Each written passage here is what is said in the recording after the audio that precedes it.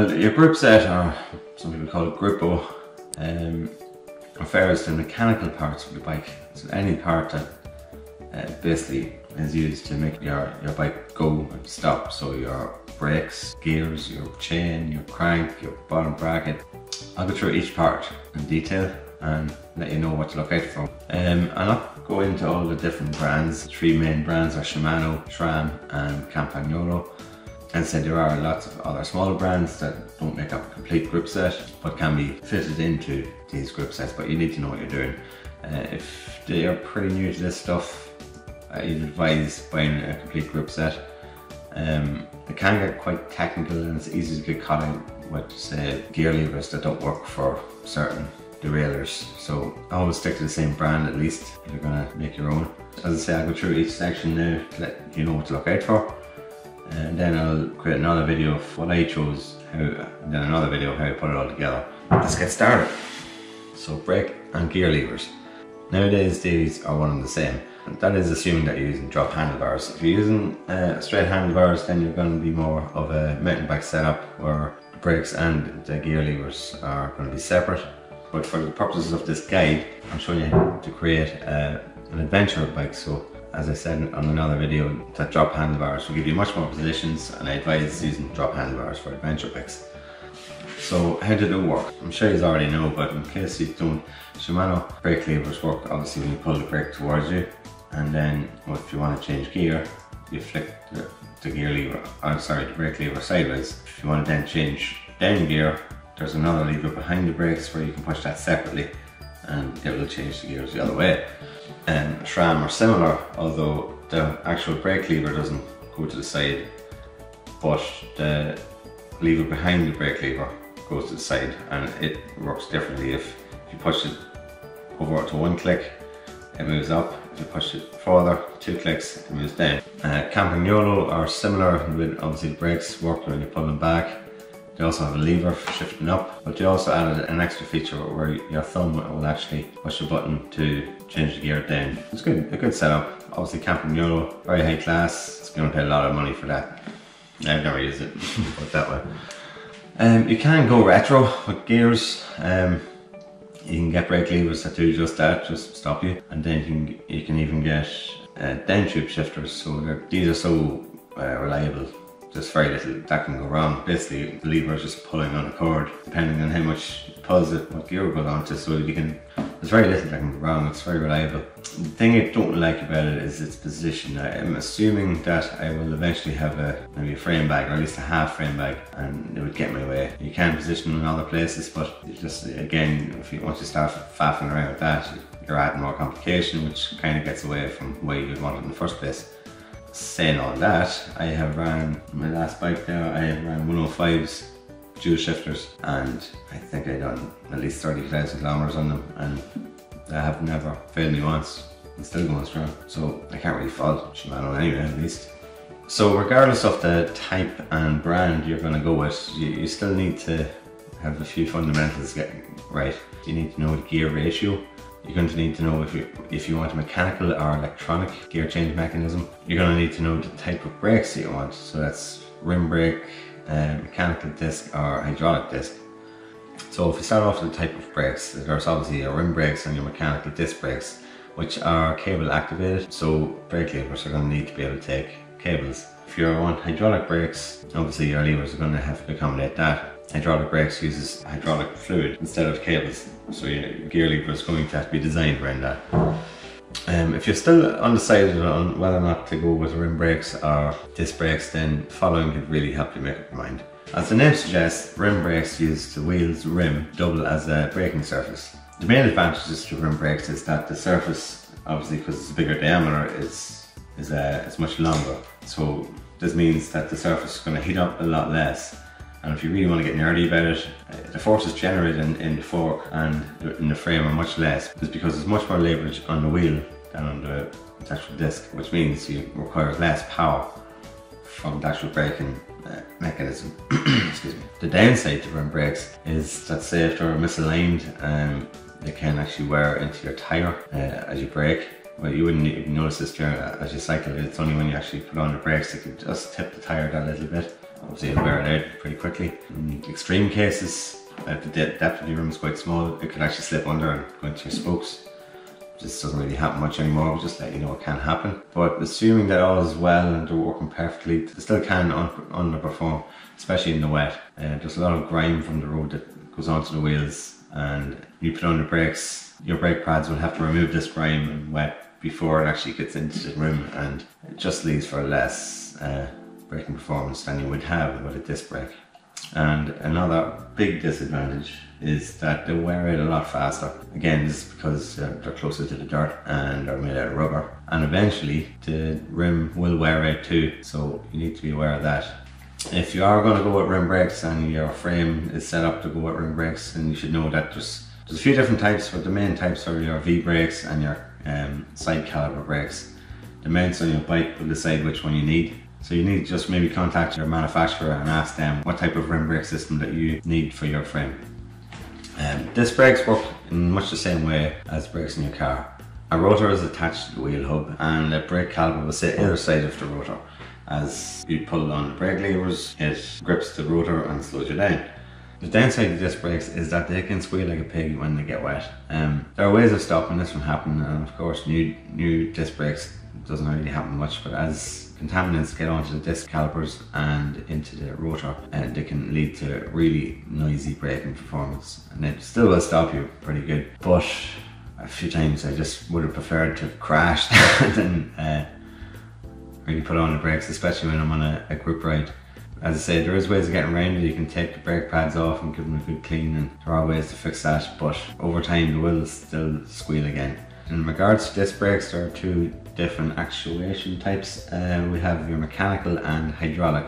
Mechanical use a cable, the same type of cable you'd use for your rim brakes, but you will have far less force on the brakes, and I recommend not getting them. I've only had mechanical disc brakes twice, one for my first mountain bike, and eventually I had no brakes. And then I had a road bike, and again, after time, I had no brakes. Basically, I remember cycling along a country road one time, and it started to rain, and came downhill to a crossroads, and basically I put on the brakes as hard as I could, and I didn't stop. I went straight on through the crossroads. I was just so lucky. It was a quiet country road. Needless to say, that was the last time I rode down the brakes. I upgraded that same bike, same rotors even, to a hydraulic system. There's a bit of a squealing issue every now and again, but it's worth it. Just moving away from the actual disc brakes slightly, the levers, and going on to the actual pads or the calipers. There are two different ways of mounting the caliper to your frame and fork. There's what's known as flat mount calipers and post mount calipers. Post mount would have been the traditional way it came from mountain bike world, where the discs are kind of out on a stem, where flat mount is much more streamlined version. It's less weight, and it just looks better, and it's more aerodynamic as well. So sticking with the brake system for a while, we'll just go on to the actual brake rotor. What type of brake rotor that you need. The only two things that you need to be worried about is the actual mounting type. So I spoke on another video about when you choose the hub, you need to be aware of the mounting type. So you have your 6-bolt version, and you also have your center lock. So this part is already chosen for you. You just need to look at the hub that you got or the hub that you have and see what you need. It's either going to be a 6-bolt or a center lock.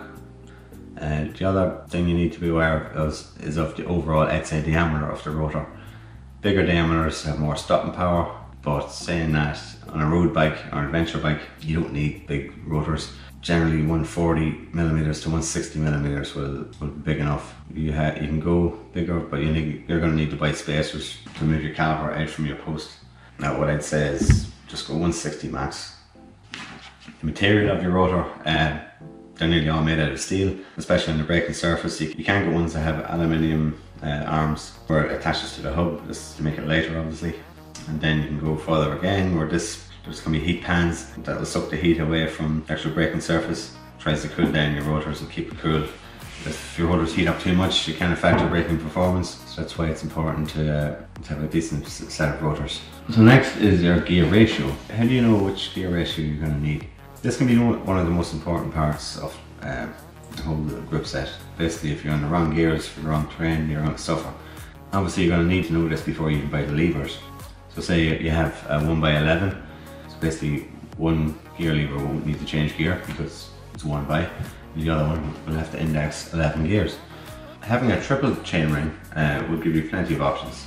You can go really low gear. This is good if you have a pretty heavy bike or you have a lot of hills to go up. It also means that you don't have to have as many gears in the back or in your cassette, so you obtain a wide variety of gears. Nowadays, a double chainring is probably just the most popular way to go.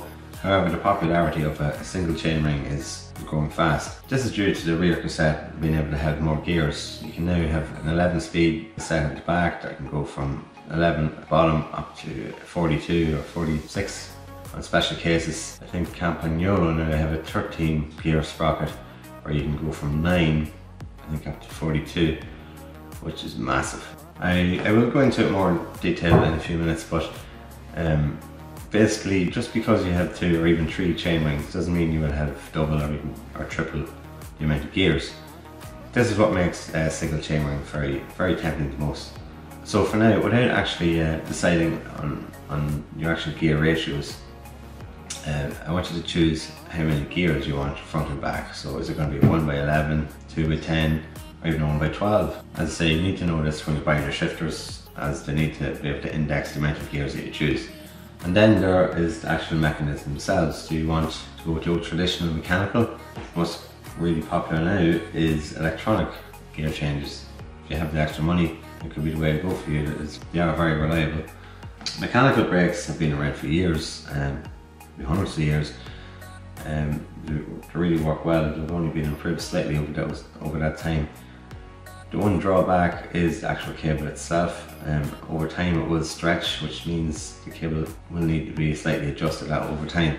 Now luckily some clever guy came up with barrel adjusters that are actually in the cable for this reason, or the outer cable. As the cable stretches, you simply turn the barrel adjuster and it offsets the stretch. Another issue with mechanical brakes is that dirt can get into the outer cable and make the gear changes hard or sluggish, so maintenance will be required. Electronic gear changes have become really popular lately. This replaces the cable altogether, so there's no issue with stretching, and it makes for a really easy gear change as you're just really pushing buttons instead of pulling levers. And so just with a push of a button you can change gear. I'll not get into the actual science of it now, but basically you push a button, sends a signal to the servo motors within the gear changers, and basically it indexes to a certain position. Obviously the downside to it is that there's batteries, so you will have to charge them from time to time, but as it stands you can get anything from 2,000 to 5,000 kilometers before a charge, which is pretty good, and obviously it depends how often you change gear. I have heard of a guy that was doing the Transcontinental and his servo motor burnt out on him and he left him in the middle of the night having only 1 gear. Now admittedly he had said that it was his fault that he had left his hand on the gear change without actually pedaling. The gear derailleur then couldn't move or want to go, and the servo motor burnt out. Yeah, it was his fault, but at the same time it could happen to anyone, and I prefer if it didn't happen to me. I would also have issues with waterproofness. I've had parts on the bike before fail that were supposed to be waterproof, such as scaling sensors and the like. So that would be another reason why I wouldn't go with electronic, not just yet anyway. So if you are getting a front derailleur, which one should you get? So there are only a few considerations. As I said, you can either get a double or a triple chainring. Obviously if it's going to be a single chainring, then you won't need a front derailleur. And the only difference between a double and a triple derailleur is the actual length of the cage. Because on a triple you're going to have a smaller cog, so you're going to have a longer derailleur to get down to that smaller cog. So that's really all you need to be aware of in regards to the actual derailleur length. You have then, there are some people that get confused of what a standard and a compact chainring is. Basically a standard chainring might be something like a 53-39 ratio of chainring, while a compact is smaller. Obviously it's compact. I'm going to go with a 50-34. That's really the only difference. It's a smaller chainring altogether. The only other consideration for front derailleurs is how it's mounted to the bike. There's either a clamp on or braze on. So a clamp on would be something where it actually clamps around the frame. So you're going to need something to hook around the down tube. If your down tube is an irregular size, or sorry, an irregular shape or size, normally there are threads for your front derailleur to be threaded into. Just be aware of this. Some bikes are only designed to have a one by, so they may have an irregular size down tube, but also may not have an option to screw on the front derailleur. So in those occasions, you don't need to worry about front derailleur, you can't have them. So now we're on to the rear derailleur. What type of rear derailleur should you get? Firstly, it's important to know exactly what a rear derailleur does.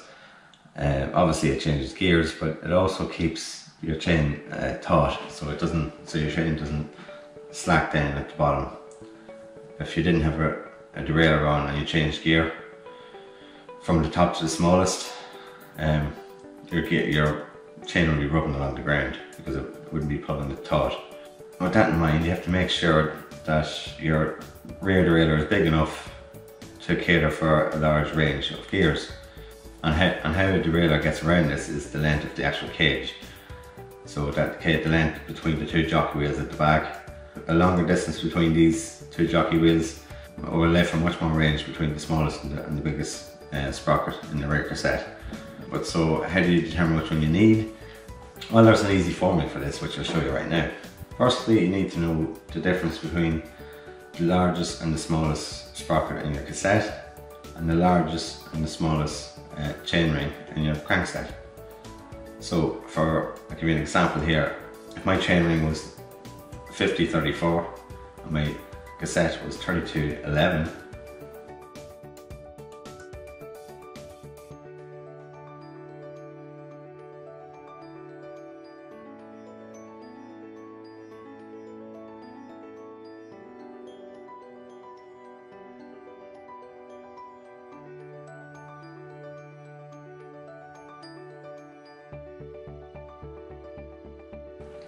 before you buy any derailleur, have a look at the stats and it will give you the capacity.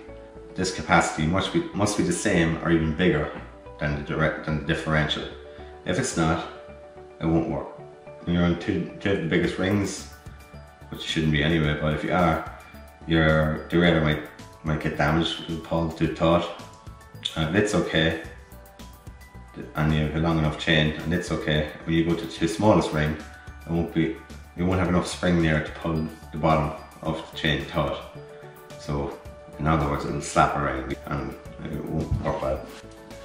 So while we're on the rear derailleur, there's options where you can get an actual clutch on the rear derailleur. The clutch actually came from the mountain bike world, where, as you know, as you move up the gears, your derailleur will move forward, it's on a spring, and as you move down, it'll move back. So it's on a spring. But this weight of the chain, if you pull the chain down, on your bike, you'll notice this comes like this.